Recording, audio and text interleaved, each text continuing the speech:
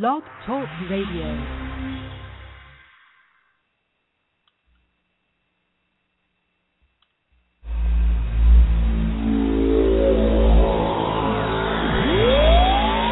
This is Fight Fans Radio.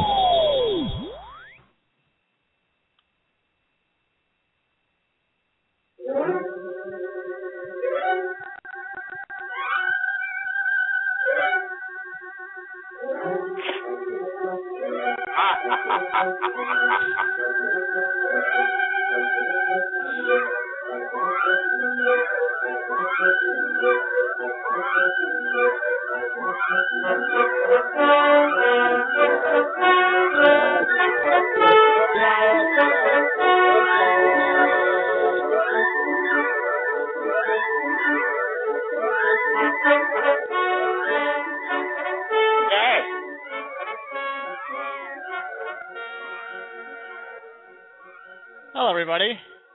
Welcome to another edition of Untethered MMA on Fight Fans Radio. Matt Roth is a liar. Matt Roth is a liar. I am your host, Mike Fagan. That man you just heard, that scary-sounding man you just heard, was Derek Subotiki, and the man doing his best Soda Popinski, apparently. And he was and he was talking about our third co-host, Matt Roth. You can call into the show today at 347-945-5612, as we are on the Blog Talk client. And, of course, you can reach us on Twitter. Me at It's Mike Fagan, Derek at Flylinker Subo, and Matt Roth at Matt Roth 512. Gentlemen, before we get into anything else, and I want to start with you, Matt, because I believe you've met the man. Jeff Blatnick passed away. I believe he was 55. He passed away yesterday. For a lot of people who probably got into MMA in the last, maybe half decade, might not know much about him. Matt? Yeah. So Jeff, before anything else, Jeff Blatnick, he had cancer, and he ended up beating cancer and then winning a gold medal, after beating cancer in the Olympics in Greco-Roman wrestling. So, that's incredible. That's an amazing fact about anybody. He won he won the gold medal in Greco. He's the first American to win a gold medal in Greco ever after he beat cancer. So that kind of gave him basically a really, really strong foothold in understanding combat sports. He was the announcer for the UFC starting at UFC 4. And he wasn't perfect. He when he was an announcer, in that one, he really fucked up, and he said that Royce Gracie was trying to escape out the back door, but really he was locked in the triangle choke.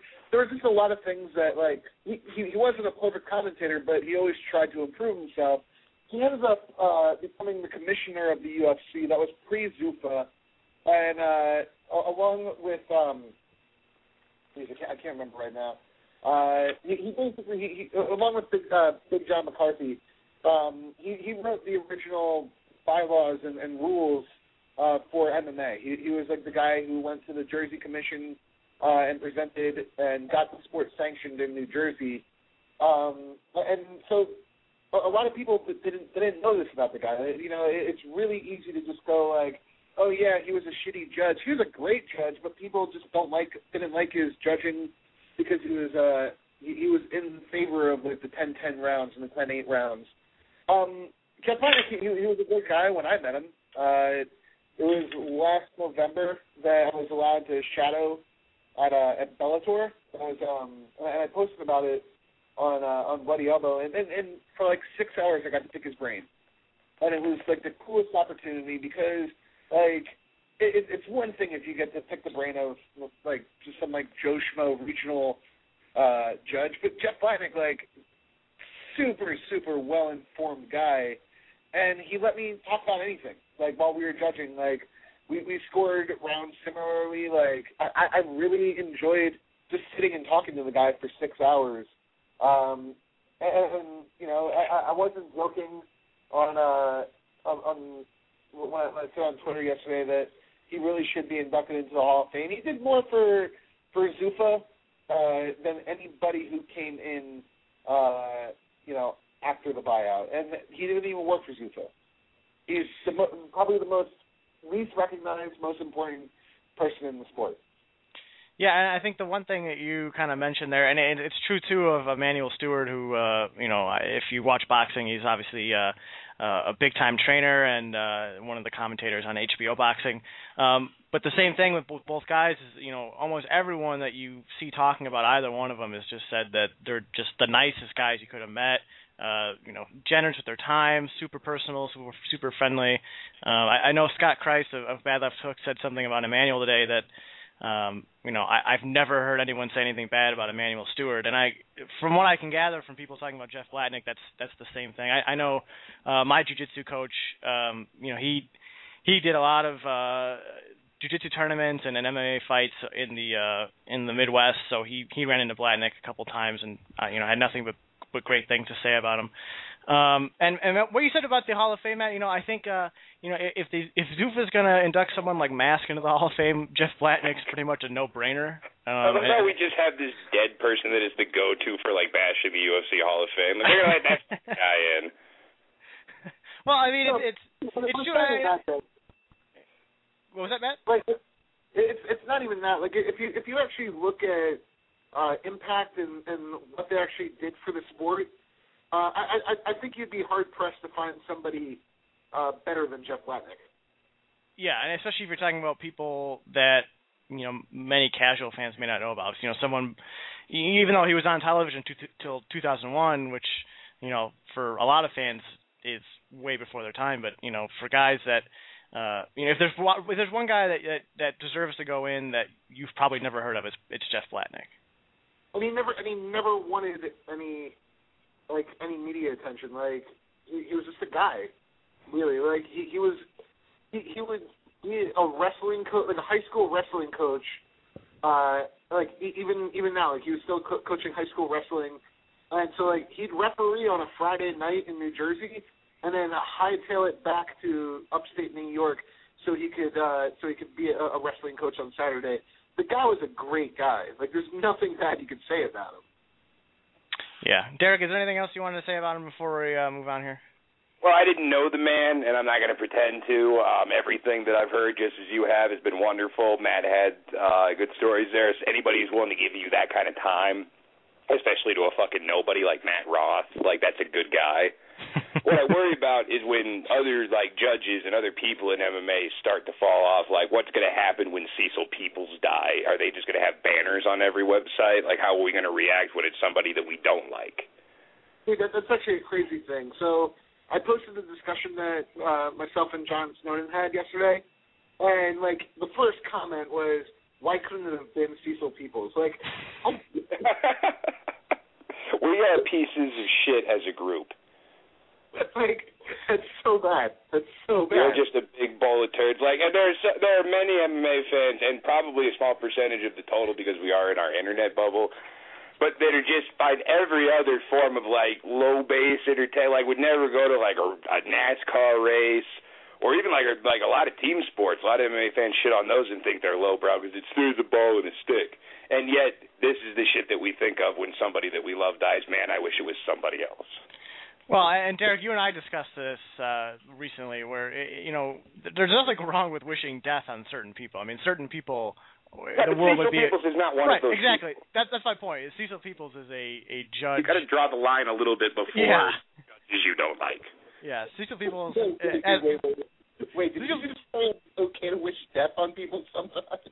Yes. Are you kidding? Did you wish death on Bin Laden? Do you wish it on people that rape little kids? Hitler? I guess in those extreme circumstances.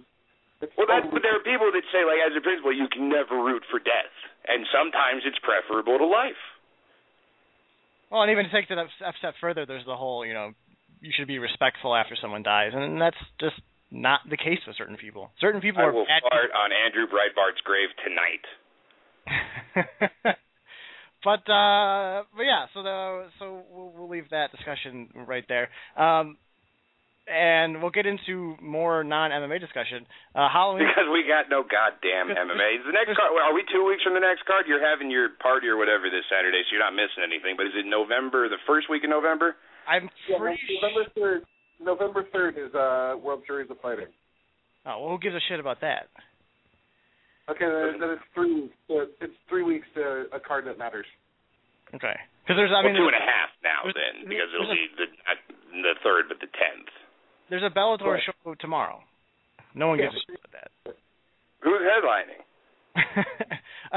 So yeah, Halloween's coming up. Derek, you mentioned not having a party. What are you guys doing for Halloween this year? I'm going to go see a cover show where bands play as the Misfits. Is that on Saturday, or are we talking about actually on Halloween? That's on Saturday. Halloween, I'm probably just going to go to a bar. Derek? There's a girl that I am seeing that has made rumblings about her friends dressing up like the Powerpuff Girls and me dressing up as like the laboratory dad guy, but I haven't heard anything, and if no one buys me a costume, I'm just going to go to a bar. On Halloween, I'm actually going to see Doug Stanhope, who's in town Tuesday and Wednesday next week, so that should be good. He will be wasted. Yeah, no doubt. I saw him a few years ago in the city, and yeah, he was pretty hammered, and it was a good show. That's probably a safe bet on most nights, but Halloween I think is safer than most. Oh yeah, for sure. I mean, especially people are going to be buying him. I mean, it's going to be a mess. Do you guys have any like great Halloween stories from your past, or any great costumes you wore? I mean, we're really scraping the bottom of the barrel this week in terms of. God almighty, yeah, I guess I was the Undertaker for like 5 straight years when I was a kid, and a lot of people thought I was Michael Jackson because of the hair and the club. I was like, but I had a little urn and everything. I'm like, look at the, I'm carrying a fucking urn. Come on. I mean, that could have been like the souls of the little children. Dude, like I'd hit you with it, like Paul Bearer did when he betrayed him for mankind. Matt, what about you? I want to know what Matt Roth wore for Halloween as a kid. As a kid, man. Like a dwarf? No, dude. Like I also used to go as pro wrestlers. Like one year I went as like the Ultimate Warrior. Like now as an adult, it's usually some sort of a zombie. This year I'm being super creative, and I'm going to be the singer from Fucked Up, which I posted on Twitter and also on my Facebook. Yeah, it is a fat man with a beard. It's a fat man with a beard. And he has tattoos. And next year you can go as Bluto from the Popeye cartoons. Well, I want him to go as Bam Bam Bigelow. Yeah, there we go. That's not get the flame tattoo on your skull. Dude, like nobody would get that. Dude, nobody would get a fucking T-Rex surfing either, but you've already broke it. I was gonna say, Matt, it's good that you live in Austin, where the fucked up reference might not go over people's head. Yeah, you might not get in trouble for it. Here's the thing. I'm still expecting people to not get it. Well, yeah, obviously. Like, I'm pretty sure no one's gonna get it. Well, you're gonna say I'm the lead singer of Fucked Up, and they're gonna be like, "Okay, buddy." Well, you either got to print out a picture of them or have it on your phone at all times and just like whip it out. Oh, so you can explain your costume to people. No, I'm this guy here.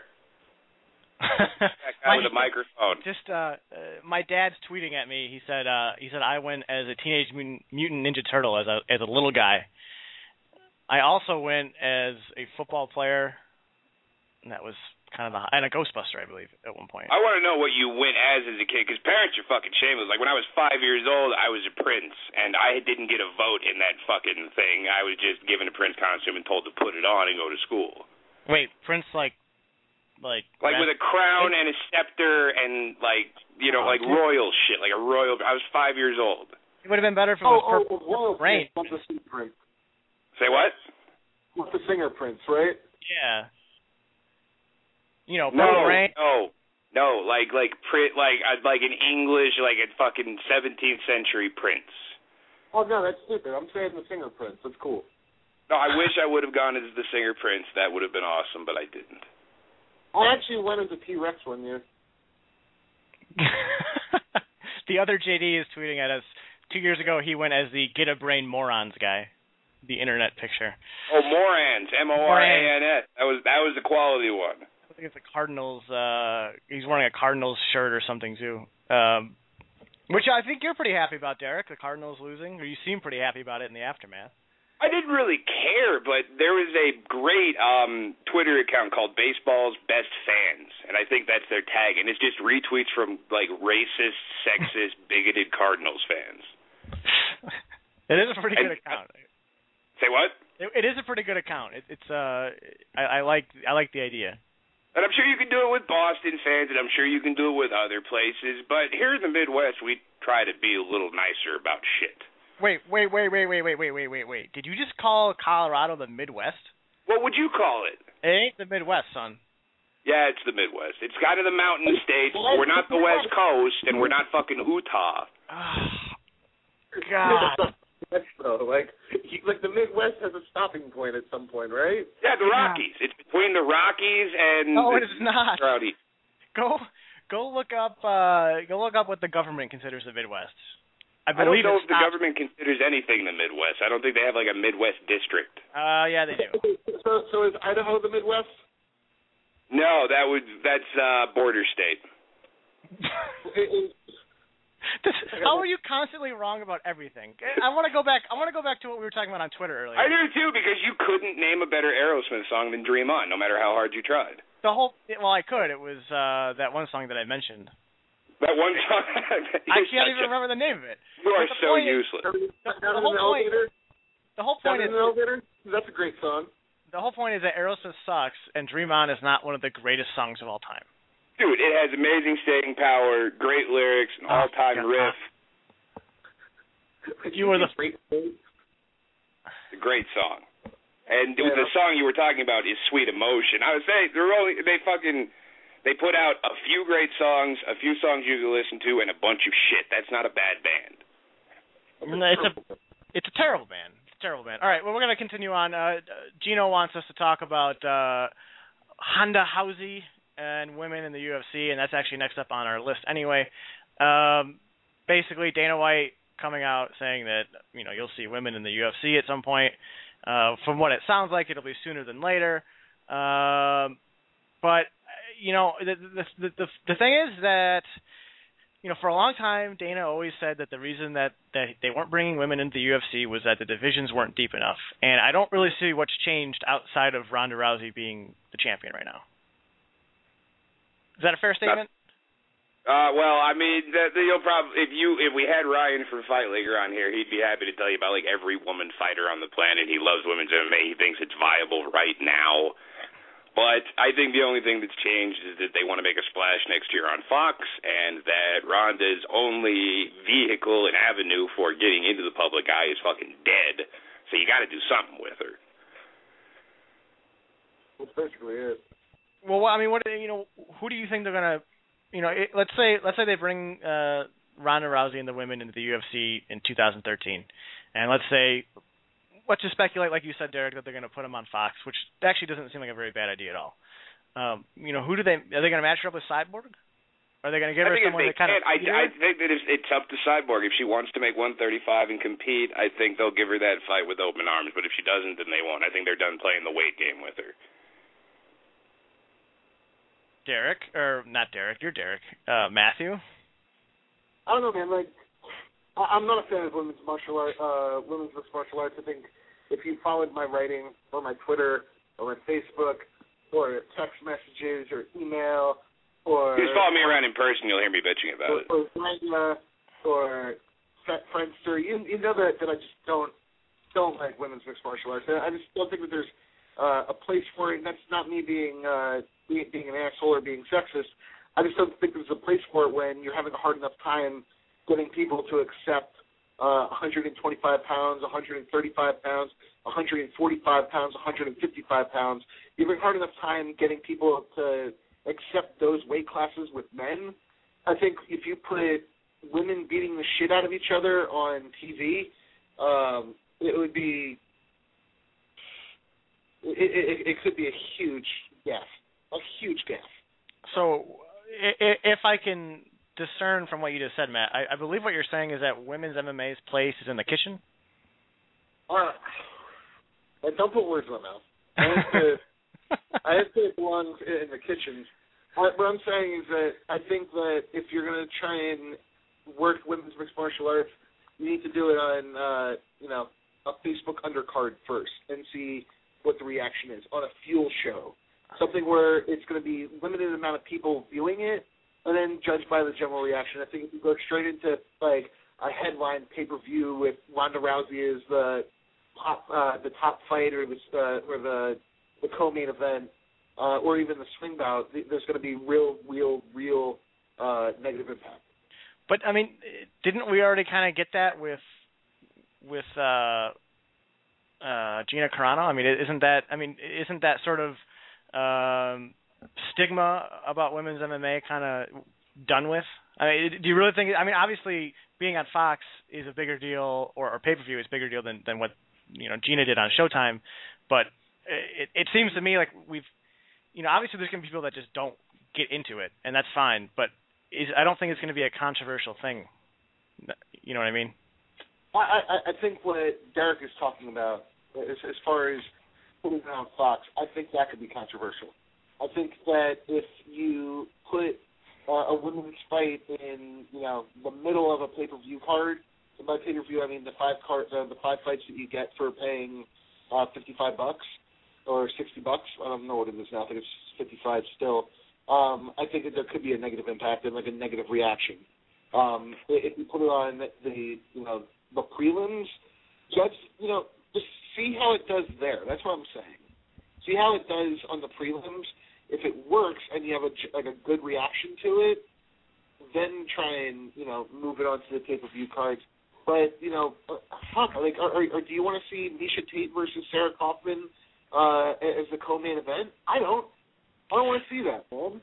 Well, and I think that's kind of what I was getting to earlier, where again, the big reason that's always been given is that the divisions didn't have the depth, and really outside of Ronda, and to a lesser extent Cyborg, and it's really that matchup that people want to see. But outside of Ronda, I can't picture one, I can't imagine one female fighter right now that is going to draw, on their own, or against any other woman. Which what happens, and this is going into the super hypothetical land, but what happens if Ronda decides a year or two from now that she wants to do movies or she doesn't want to fight anymore, or she's run on a competition and she feels like she's accomplished what she can? Like, where do those divisions stand if Ronda just picks up and takes off? Well, that's the other thing. Like, you don't have any stars except for Ronda Rousey. That's one star. Because the other star that you had, Gina Carano, said, dude, I really hate getting punched in the face. And I have, some pretty big money offers and pretty big roles waiting for me in Hollywood. Why am I fucking up, this? And by this, I mean I'm kind of putting my hand over my face because she has a very pretty face. Why am I screwing that up when I can just go make movies? And I think while Ronda Rousey is more of a competitor, like, she's a babe. And if she could make money not getting punched in the face or not having to diet down to 135 and, like, can actually live life and enjoy life, dude, she's totally going to do that. Derek, what do you have to say about that? Matt Roth hates women, so there's one. You can't do it with a prelim. The only reason that it's even a discussion of a possibility is the fact that Ronda Rousey can draw, and it's on Showtime, so it doesn't mean that much. The numbers aren't that great, but relative to her fellow performers in that promotion and the numbers that they normally draw, she is a draw. So that's the reason. That will be the insertion point into, it's going to take a big star like that forces them to say, okay, let's see what you can do, and you put that fight on free TV. Because you don't know if people are going to pay $55 for it. You don't want an all-women card for a pay-per-view like Roth was saying.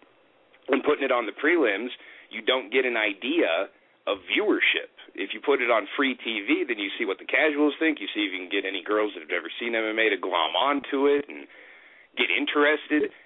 What you bring up, Fagan, does worry me that if Ronda decides to disappear, what happens to the division? Are you just putting on fights for the sake of putting them on because you don't want to backtrack and admit you were wrong?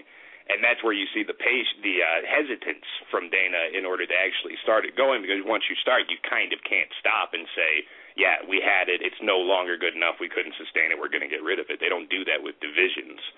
So a little more time is fine, but I just don't know where Ronda Rousey's next fight is going to be if it's not in front of millions of people on free TV.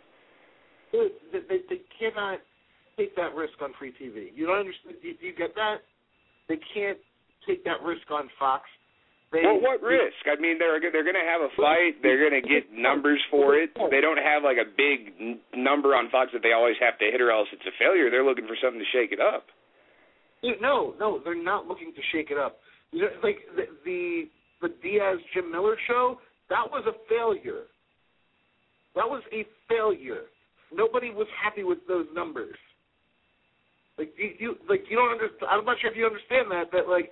The reason why we're getting Chael Sonnen versus John Jones is because the past two seasons of Tough have been complete failures. That's okay. Well, so that leads to thinking outside of the box more. What is the line of belief that a Ronda Rousey card on Fox would be a failure, that no one would be interested in seeing that? Well, you don't think Fox would be happy with Ronda Rousey? I think that Fox will be happy having Ronda Rousey on the card. But if it doesn't draw, if you're not pulling in 5 million viewers or 6 million viewers or 7 million viewers at this point on Fox, a year into your deal, you're fucking up. And they can't do that right now with their deal. They fucked up in year one. Well, that's the whole point. They fucked up. The only show that is doing well for the UFC in the entire Fox deal is UFC on Fuel TV, and the only reason why is because Fuel TV's normal ratings with every other show are just abysmal. They're fucking horrendous. And so when the UFC is able to do 250,000 people for Weidman versus Munoz, that's awesome. But it sucks for the UFC. Well, I'm disagreeing with you here, Matt. I think if they put Ronda on Fox, and I wouldn't say put her in the main event, I'd say, somewhere on the undercard. Co-main. Yeah, co-main, or even the, there's 4 slots on that Fox show. I mean, you can put her anywhere on that show. I think just the fact that you would have a woman, especially one as decorated as her, also, and there's no reason to shy away from it, someone as attractive as her, the novelty would draw by itself. I think if you put Ronda on Fox, you're going to get viewers regardless. I mean, even just the moment, the moment of first female fight on network television. And it's also, I mean, real quick, Mike, it's not just, the UFC announces a card and then Fox airs it. Fox is involved in the promotion, too. And they got a few million people to watch Tanya Harding get the shit beat out of her by some broad. They're going to retard hump Ronda Rousey if they put that card on there. And they're going to between the ESPN cover and everything else, it's going to draw a lot of viewers of people that had never heard of her up until now. And my thing is, I think that what they would want to do, or what they should do, is have Ronda fight on a Fox show. Doesn't really matter who the opponent is, just kind of showcase her, and then hopefully be able to get Cyborg on a show at some point, and then have them fight.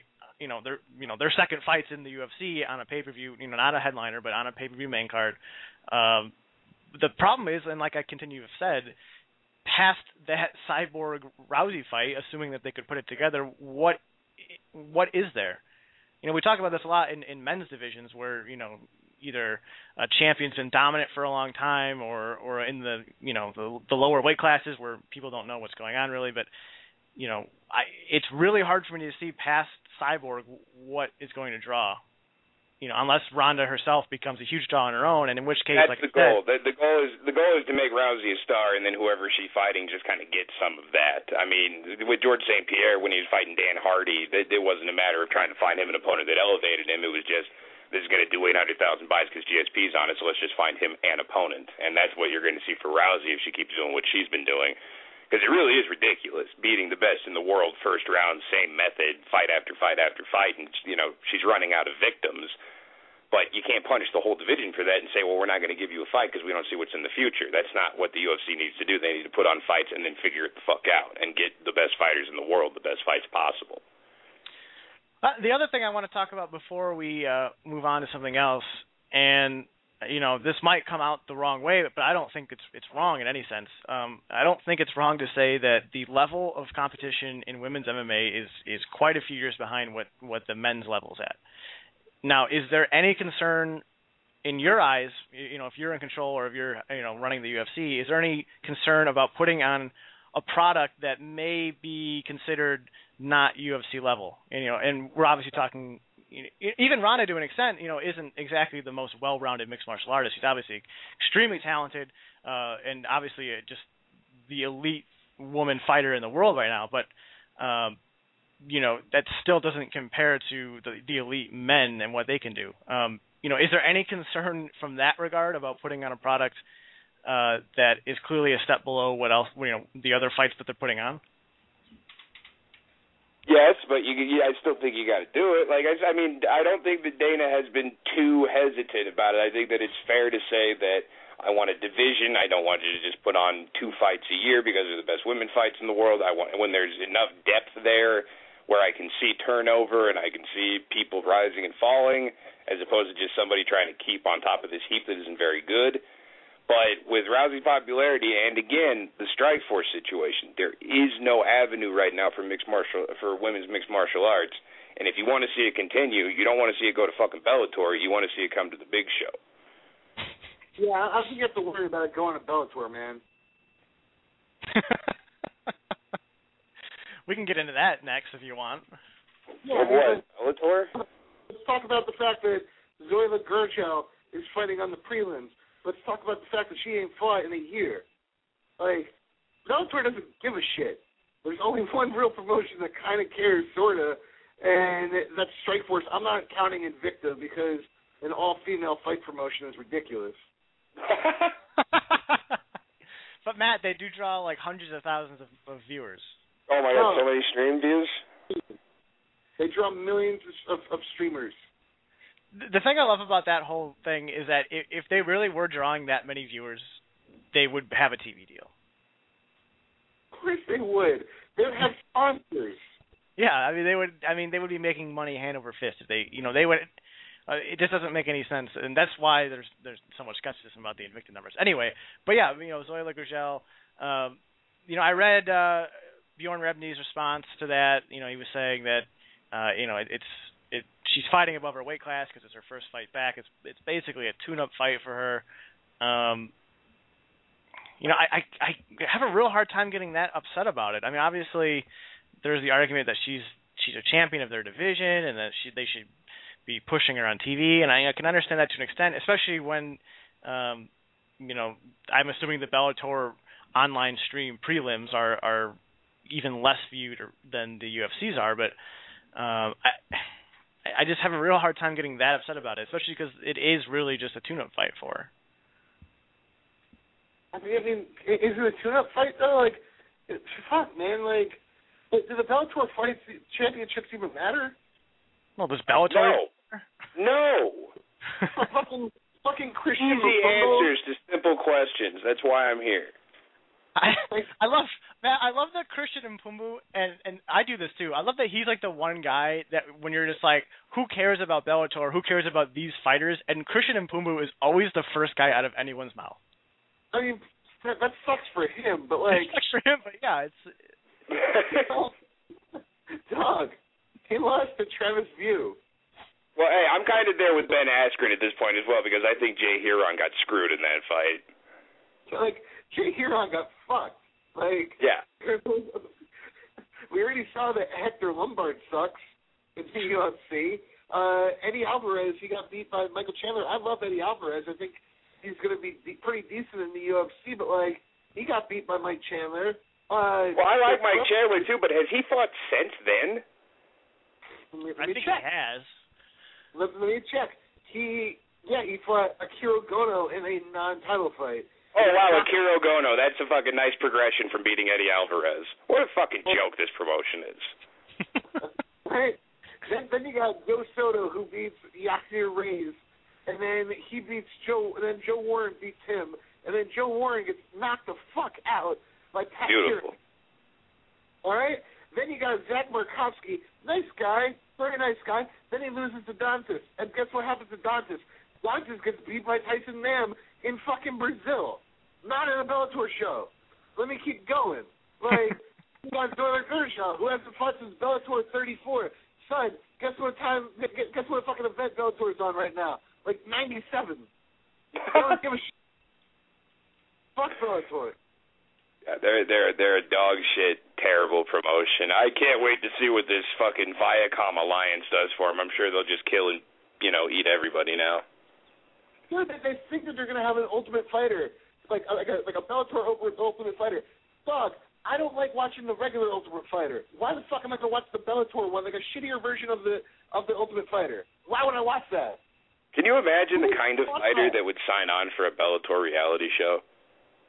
I'm thinking like Jason Guida. Dude, that's so depressing. Bobby Lashley, is he busy? Former Bellator Ultimate Fighter winner. It's like, man, like, that must suck going to your high school reunion and telling people that. I'm a Bellator tough veteran. No, like, god damn, man. I'd rather be like World Series of, I guess, fighting. Like, shit. Well, these fighters, I mean, they're going to be like, hey, can you come live in our house for 6 weeks without getting paid? And they'll be like, shit, yeah, at least I got a house. No, it wouldn't be a house, though, because it's a shittier version, so it would be like a It would townhouse. just be trailers. It would be a townhouse. They go camping. They go into a condominium. It's a big army tent.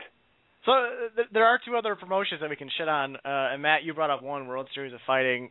I believe you were on the conference call, so I kind of want to hear your take on how that went. So here's the thing with conference calls. You can always tell how big a promotion is and how big they actually view themselves by the people that they call on the calls. Like, so with the UFC, you always hear from MMA Weekly. You always hear from MMA Fighting. You always hear from what's called, like, Fox. Like, really, really, really big news outlets. And for this, for World Series of Fighting, like, the first 10 minutes of the call, like, full-on introductions, like, guys talking about their full bio, their career, blah, blah, blah. And you're like, dude, like, I have limited time. I don't really give a shit that, who Andrei Arlovsky is at this point. Like, I don't care. Like, he bored me to death when he was in the UFC. Like, I don't want to bore me all I'm having to listen to is, like, really crappy English. So, like, that sucked. And then, like, the first question was from Chiapetta, I think, and that was good. No, it was from Steve Morocco, and that was good, because he's from MMA Weekly. Not MMA Junkie, my bad. And then, like, the next, like, 5 questions were just, like, super stuttering, like,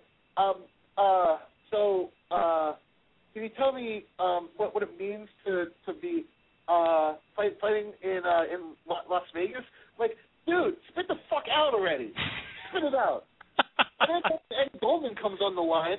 Eddie Goldman, who's, like, best known for being in the Smashing Machine, guy can't fucking get onto a conference call to save his life, and he asked, like, 15 questions, like, wanted to actually have, like, a real on-air interview with these guys. Shit, fuck, ass.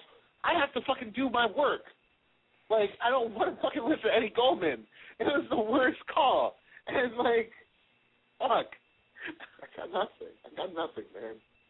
Whatever. So I believe it's Ray Cefa who's behind this thing, right? Or one of the guys behind it.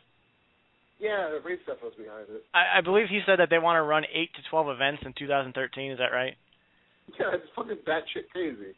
All right, I said that we could split the difference, call it 10, and I'll take the under. But I would even go as far as saying I would put the over-under that they run 4.5 events, and I would take the under on that. How do you run half of them? Well, when you set a line, Matt, you don't fucking just say 4 or 5. You put it in the middle. You can say 4 or 5. It just means that if you take a 4, you take a push. But you can say 4.5. So if there is no push. There is no push. I mean, you look at some of the guys in this card. On the main card, you got Miguel Torres, Anthony Johnson, Andrei Arlovsky, all UFC guys, or former UFC guys. I believe DJ Linderman also fought in the UFC, maybe? Or is he a Bellator guy? Bellator, I'm sorry. He's one of the guys that I must have seen when I watched Bellator for a season. But, then on the under... You had to watch it? When I had to watch it, yes. And then the prelims, you got guys like Jay-Z Cavalcante, T.J. O'Brien, Josh Berkman, Gerald Harris, all these guys have been in the UFC at one point or another. People's champ. It seems like they're throwing a lot of money around, and that's kind of why I don't expect them to last longer than 4.5 events or, this time next year. Well, where did they get the money? Like, when it was somebody, like the T-shirt guy or, any one of these other one-offs, like, they had money coming in. Where the Ray Safo isn't fucking loaded. Right. He got that Pooji money. That was the money that was going to save Dream. Other interesting developments there, as reported on FightLink, or I haven't seen it anywhere else. It appears that now the Dutch own Dream. Dude, I'm about to write about that. What do you mean that you only saw that on FightLinker? That's the only place I saw it. I didn't fucking see it anywhere else. It was on MMA Fighting. It's been on everybody. I'm about to just murder fucking that deal, though. Like, people are thinking that this is going to restore Japanese MMA. Like, no. Golden Goose broke. Why do you know? They're burning through all their money right now. I don't really think people understand that, like, United Glory and this, like, we're going to take over the world. Like, they're halfway through their entire budget for the next the next 5 years. Boz Boone is one of the crazier people in the sport. That's not a good thing. Like, legitimately, like, he is a crazy person. Well, and what I don't understand either is, if you're going to run a show in Japan and you want to run that New Year's Eve show, why are you resurrecting the Dream name? It's already a failed promotion. Not to mention it has a lot of bad karma associated with it, with stiffing fighters. Yes. I don't know, probably because you're Boz Boone and you're crazy. It's just another thing, they are also talking about running more events past that show on New Year's. 10 shows in Japan. Yeah, I just don't see what, again, and kind of piggybacking what you were saying, Matt, I just don't understand how this is going to rejuvenate this MMA scene in Japan. And Dave Walsh at headkicklegend.com also thinks it's dumb and that if you don't already have the connections in Japan, that it's just death as far as trying to bring yourself into it and make it your primary market. You just can't do it. Wait, did you just shout out Headkick Legends? Yeah, give a shout out. Dave Walsh is one, and Ryan Scalia, two of the best in the business, writing about the box kicking. Fuck.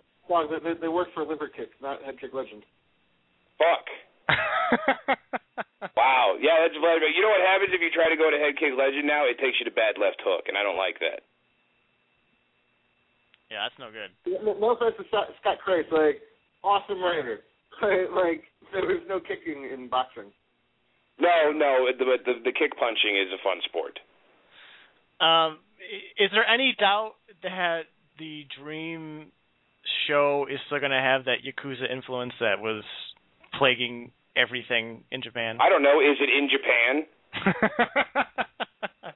Because if so, then yes. I believe it is in Japan. That's funny, but it's true. Like, I'm not fucking lying to you. Like, you can't do any work in Japan unless you work with the Yakuza in some capacity. Like, and by working with them, we just, you don't have to, like, high-five them and have dinner with them and shit. You just give them a little bit of money. Yeah, that's... You're paying them protection money, basically. And it's protection from them. Right. You're paying... You don't want us to fuck your shit up, right? All right, 10%. Well, are you insinuating that then that the UFC had some sort of interaction with the Yakuza, whether it be directly or through some sort of? Hey, how did they get into China, man? Whose commie pocket did they fill? They're in Macau, and Macau isn't China. That's an independent... I'm pretty sure there are some communists in Macau that run the show. Nope, that's an independent nation. Well, they got Hong Kong back, so is Macau still a colony that just never got... It's not under Chinese governance? Correct. Well, cool, but it's still, it's closer to China than we'll ever get. And when we do get into China, it will be because we somebody. We've got lawyered. Well, boys, I got nothing else on my list here. And we got about 16 minutes of show we can or cannot fill. Well, Obama's going to win the election. And also, Macau is a special administrative region of the People's Republic of China, so you can suck a bag of dicks with your lawyering. Mike, have you been paying attention to my SB Nation return? No, I have not actually. If you want to pimp that a little bit, you should definitely do that.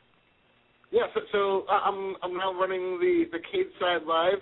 I'm the host of Cade Side Live with Gino Morosco as my co-host.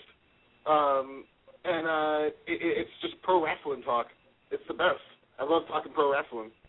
So what's the format of the show? Is it pretty much going over what happened in the week in wrestling, or is it sort of a free-for-all of just talking about what?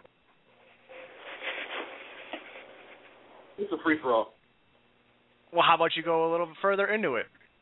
Well, okay. I'll go even further into it. This past week, we talked about the upcoming WWF pay-per-view. I call it WWF because I don't believe in entertainment. It's a sport. At Hell in a Cell. Then we talked the NWO and Kevin Nash for pretty much the entire time. And we also discussed how good or not good Bret Hart actually was. I wouldn't mind talking about that last topic. What was who was on what side of that argument, or was it a kind of a general discussion? I don't really think that Bret Hart is one of the best wrestlers of all time. I think he sucked as far as a promo, and his matches to me were always boring.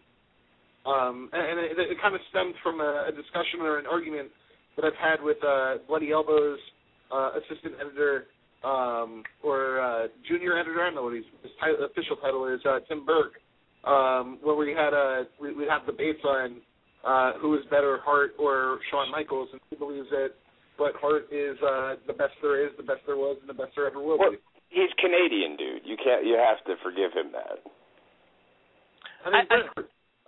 I think there was a point when I was younger, and also if if Shawn hadn't wrestled after his injury, I think there's a legitimate argument that you could have said that Bret Hart was better. But I think after Shawn came back and kind of has done what he's done since, like, I don't think it's really. I mean, Shawn's up there to me with Rock and Flair and Hogan and the top guy. Like, he's one of the Rock top guys. is doing in there. So what's the Rock doing in there? And that's Stone Cold Steve Austin. Well, and Stone Cold. I'm sorry that I didn't name everybody in my top list. Well, you're supposed to. Okay, how dare you, sir? Yeah, especially over Hogan. Fucking Hogan sucks. No, listen. What I'm saying, Bret Hart, probably the best Canadian professional wrestler of all time. It's probably not a big stretch. I just rewatched the other day. Say what? Oh, it's always hard. Okay, rest in peace, Owen Hart, and that's why I did fucking shut up and let me tell my story. A few days ago, I was reading the Dead Wrestler of the Week on Owen Hart, and they had a link to the match that Bret Hart wrestled in WCW the day after Owen died against Chris Benoit, and it's one of the best matches I've ever seen. See, I might actually say Benoit was a better wrestler. I mean, obviously, as a complete package, Hart might have been better, but in terms of in the ring, I think Benoit was far better than Bret Hart was. Well, Benoit was an amazing worker and had a lot of different moves, but so was Hart. Hart was good at putting people over. His match with Austin at, I don't remember, I think it was WrestleMania 11, the first blood match was one of the first things that really put Austin over. And the Iron Man match that he had against Shawn Michaels, that hour-long motherfucker. I'll never forget that one either. Well, I also think we're forgetting one guy in particular. I mean, this guy could be the best Canadian athlete of all time, the Mountie. How have we not brought him up yet? Hey, I thought we were going to go with the Quebecers, that tag team with like two fat guys named Pierre. We're also forgetting Chris Jericho, and I think Jericho is probably, in that discussion. I just, between the Montreal screw job and, that Hart was their champion going into that, he jumped ship. Never really did anything in WCW, but I don't really blame him for that because WCW didn't have a fucking clue about how to use people. And Goldberg pretty much finished his career. Well, and WCW did that. Well, yeah, that too. But WCW and the Goldberg thing was always retarded, which is why I felt good siding with WWF in the Monday Night Wars, as it were. I feel like I need to tell you guys about this tweet, especially you, Derek, since you're more of a baseball fan. This is from a Chicago reporter here locally. The Dodgers have $193 million committed in salary for 2013. The White Sox have $83 million committed, and the Astros $5.5 million. Wow! I think the Rockies are somewhere between the White Sox and the Astros. I would imagine that the majority of baseball players under contract now are making more than $5.5 million. That's amazing. How is that possible? Because they cut everybody. They probably have nobody except for guys in the first 3 or 4 years of their deals on the roster. They hired Homer Simpson as their manager. Jesus Christ. You're cut. You're so cut. All right, everybody, hit the shower. Except for you, Millhouse, you're cut.